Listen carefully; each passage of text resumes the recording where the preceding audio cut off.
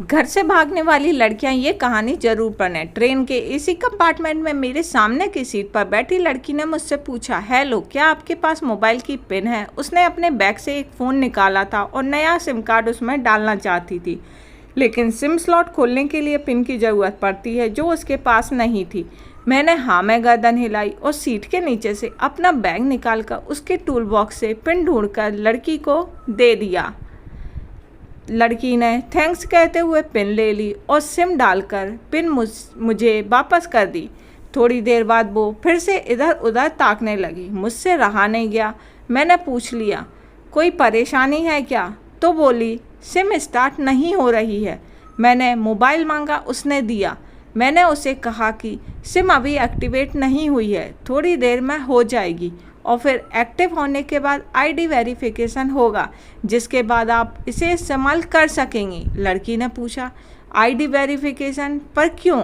मैंने कहा, आजकल सिम वेरिफिकेशन के बाद एक्टिव होती है। जिस नाम से ये सिम उठाई गई है उसका ब्यौरा आपसे पूछा जाएगा, बताना होगा। लड़की बुदबुदाई। ओह, मैंने दिलासा देते हुए कहा, इसमें कोई परेशानी की बात नहीं है। वो अपने एक हाथ से दूसरा हाथ दबाने लगी, मानो जैसे किसी परेशानी में हो। फिर मैंने विनम्रता से कहा, आपको कहीं कॉल करना है तो मेरा मोबाइल इस्तेमाल कर लीजिए।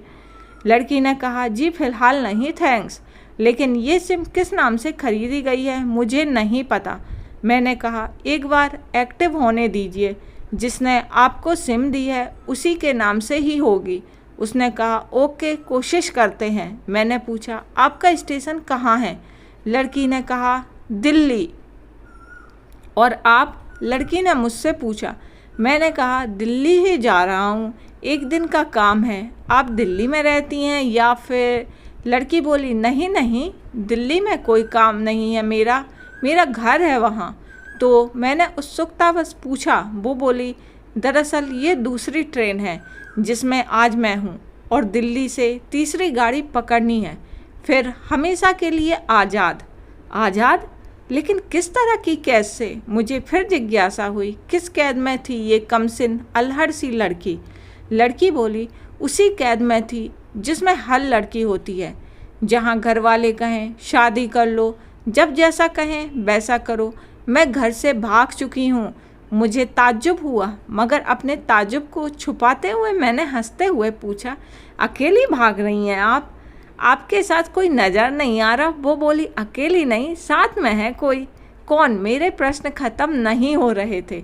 स्टेशन पर वो मिलेगा और उसके बाद हम किसी को नहीं मिलेंगे। ओह, तो ये प्यार का मामला है?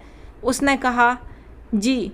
मैंने उसे बताया कि मैंने भी लव मैरिज की है। ये बात सुनकर वो खुश हुई और बोली, वाओ, कैसे, कब? लव मैरिज की बात सुनकर वो मुझसे बात करने में रुचि लेने लगी। मैंने कहा, कब, कैसे, कहाँ? वो मैं बाद में बताऊंगा, पहले आप ये बताओ कि आपके घर में कौन कौन है? उसने होशियारी बरतते हुए कहा, वो मैं आपको क्यों बताऊं? मेरे घर में कोई भी हो सकता है। मेरे पापा, माँ, भाई, बहन, या कोई भी हो सकता है। भाई ना हो, सिर्फ बहनें हों, या ये भी हो सकता है कि बहनें ना हों और 2-4 मुस्टंडे भाई हों। मतलब मैं आपका नाम भी नहीं पूछ सकता। मैंने ऐसा काउंटर मारा। वो बोली, कुछ भी नाम हो सकता है मेरा, टीना, मीना, सबीना, अंजलि, कुछ भी। बहुत बतूनी लड़की थी वो। थोड़ी इधर उधर बातें करने के बाद उसने मुझे ट्रॉफ़ी दी, जैसे छोटे बच्चे देते हैं क्लास में। बोली, आज मेरा बर्थडे है। मैंने उसकी हथेली से टॉफ़ी उठाते हुए उसको बधाई दी और पूछा, कितने साल की हुई हो? बिल्कुल 18। मतलब भाग के शादी करने की कानूनी उम्र हो गई है आपकी। मैंने काउंटर किया और वो हंसी।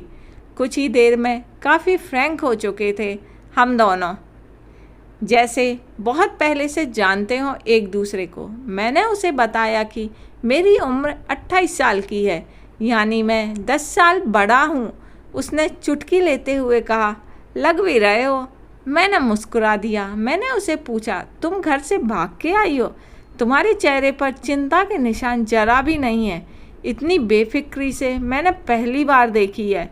खुद की तारीफ सुनकर वो खुश हुई और बोली, मुझे उसने मतलब प्रेमी ने पहले ही समझा दिया था कि जब घर से निकलो तो बिल्कुल बिंदास रहना, घर वालों के बारे में बिल्कुल मत सोचना, बिल्कुल अपना मूड खराब मत करना, सिर्फ मेरे लिए और हम दोनों के बारे में सोचना। और मैं वही कर रही हूँ।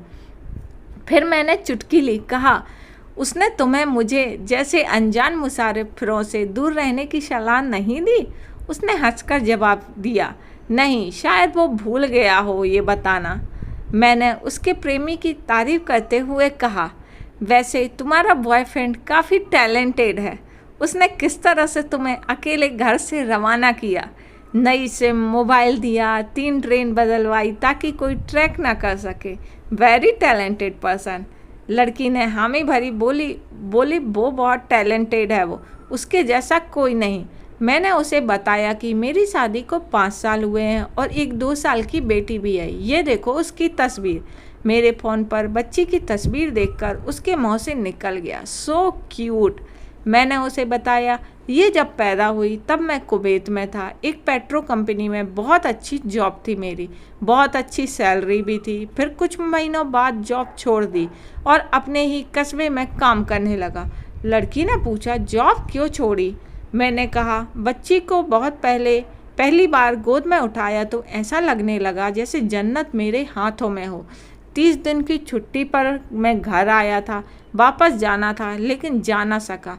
इधर बच्ची का बचपन खर्च होता रहे, उधर मैं दुनिया की कितनी भी कमा लूँ तब भी घाटे का सौदा है। मेरे 2 टूक की नौकरी, 55 लाखों का। उसने पूछा, क्यों बीवी बच्चों को साथ नहीं ले जा सकते थे वहाँ? मैंने कहा, काफ़ी टेक्निकल मामलों से गुजरकर एक लंबी अवधि के बाद रख सकते हैं। उस वक्त ये मुमकिन नहीं था। मुझे दोनों में से एक को चुनना था, आलीशान रहन सहन के साथ नौकरी या परिवार। मैंने परिवार को चुना, अपनी बेटी को बड़ा होते देखने के लिए। मैं कुवैत वापस गया था लेकिन अपना इस्तीफा देकर लौट आया।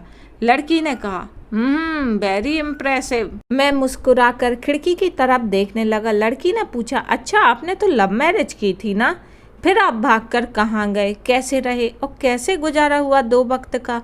उसके हर सवाल और हर बात में मुझे महसूस हो रहा था कि ये लड़की लड़कपन के शिखर पर है, बिल्कुल नासमझ और मासूम। मैंने उसे बताया कि हमने भागकर शादी नहीं की और ये भी है कि उसके पापा ने मुझे पहली नज़र में सख्ती से रिजेक्ट कर दिया था। उन्होंने आपको रिक्वेस्ट क्यों नहीं किया? लड़की ने ऐसा पूछा। मैंने कहा, रिजेक्ट करने की कुछ भी वजूहत हो सकती है। मेरी जाति, मेरा धर्म, मेरा कुल, कबीला, घर परिवार, नस्ल या नक्षत्र, इन्हीं में से कोई काट होती है जिसके इस्तेमाल से जुड़ते हुए रिश्तों की डोर को काटा जा सकता है। बिल्कुल सही। लड़की ने सहमति दर्ज कराई और आगे पूछा, फिर आपने क्या किया? मैंने कहा, कुछ नहीं किया। उसके पिता ने रिजेक्ट कर दिया। वहीं से मैंने अपने बारे में अलग से सोचना शुरू कर दिया था। खुशबू ने मुझे कहा कि भाग चलते हैं। मेरी वाइफ का नाम खुशबू है। मैंने तो मना कर दिया। वो 2 दिन तक लगातार जोर देती रही कि भाग चलते हैं। मैं मना करता रहा। मैंने उसे समझाया कि भागने वाले जोड़ों में लड़के की इज्जत वकार पर कोई खास फर्क नहीं पड़ता, जबकि लड़की का पूरा कुल धुल जाता है। फिल्मों नायक ही होता है जो अपनी प्रेमिका को भगा ले जाए और वास्तविक जीवन में भी प्रेमिका को भागकर शादी करने वाला नायक ही माना जाता है। लड़की भगाने वाले लड़के के दोस्तों में उस लड़के का दर्जा बुलंद हो जाता है। भगाने वाला लड़का हीरो माना जाता है। लेकिन इसके विपरीत जो लड़की प्रेम संग कर भागी है वो उल्टा कहलाती है। मोहल्ले के लड़के उसे चालू ठीकरा कहते हैं। बहराइयों के तमाम शब्दकोश लड़की के लिए इस्तेमाल किए जाते हैं। भागने वाली लड़की आगे चलकर 60 साल की वृद्धा भी हो जाएगी, तब भी उसे जवानी में किए गए कांड का कलंक उसके माथे पर से नहीं मिटता। मैं मानता हूँ कि लड़का लड़की को तौलने का ये दोहरा मापदंड गलत है, लेकिन है तो सही। ये नज़रिया गलत है मगर वास्तविकता यही है। लोगों के अवचेतन में भागने वाली लड़की की भद्दी तस्वीर होती है। मैं तुम्हारी पीठ को छलनी करके सुखी नहीं रह सकता। तुम्हारे माँ बाप को दुखी करके हम अपनी ख्वाहिशें पूरी नहीं कर सकते। वो अपने नीचे के होंठ दांतों तले पीसने लगी। उसने पानी की बोतल का ढक्कन खोलकर एक घूंट अंदर सरकाया।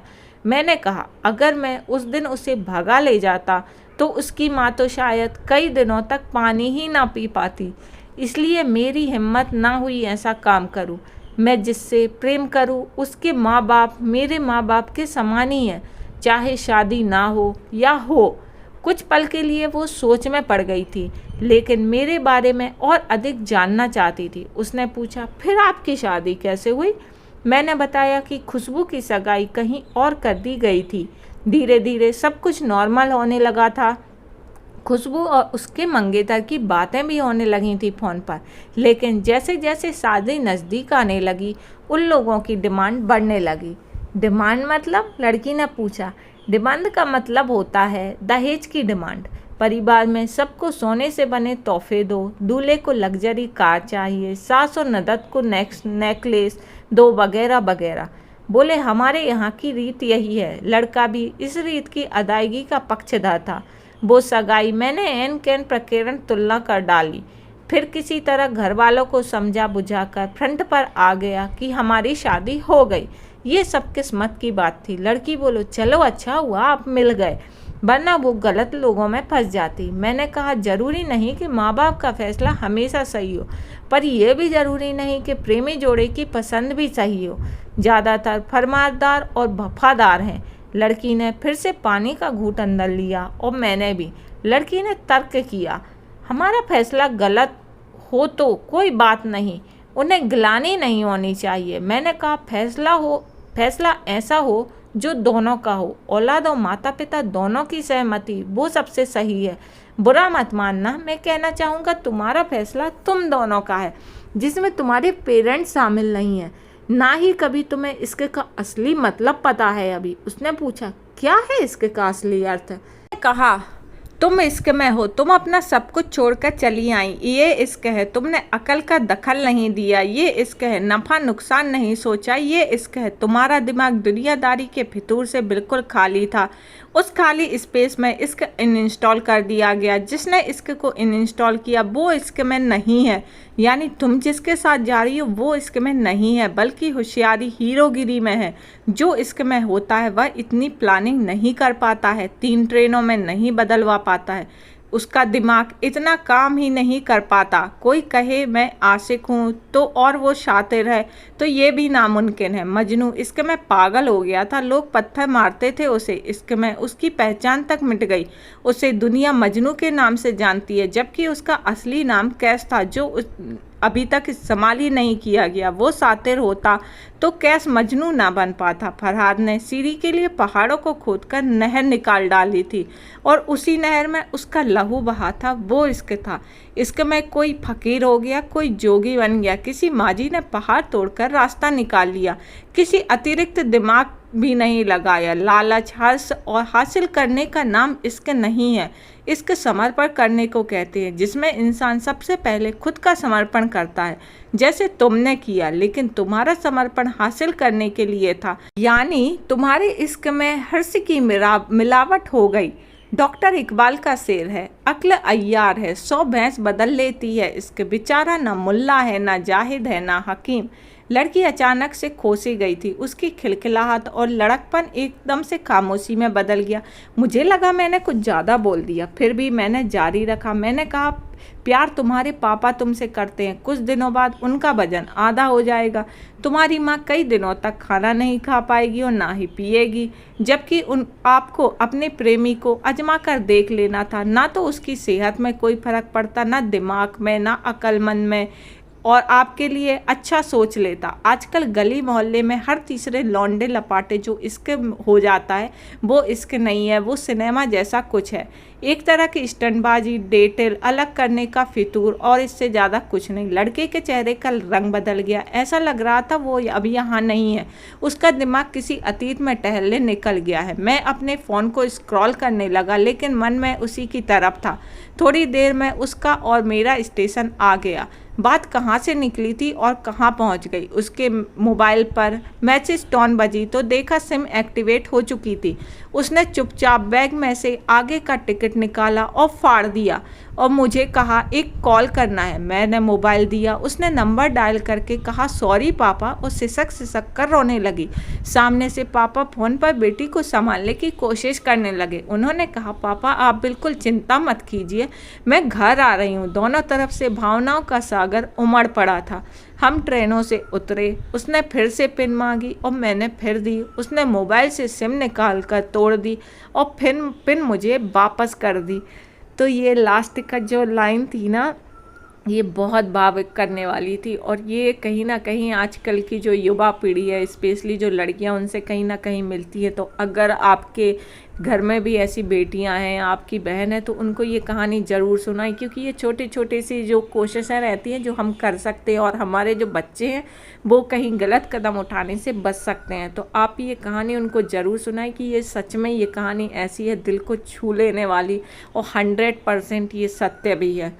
तो आप कमेंट बॉक्स में बताइएगा कि आपको ये स्टोरी कैसी लगी। अच्छी लगी है तो वीडियो पर लाइक कीजिए, चैनल सब्सक्राइब कीजिए। इसी तरह जो हमारी ज़िंदगी से कहानियाँ रिलेट करती हैं उसी तरह मैं आपको दिखाती रहूँगी, तो चैनल सब्सक्राइब ज़रूर कर लें।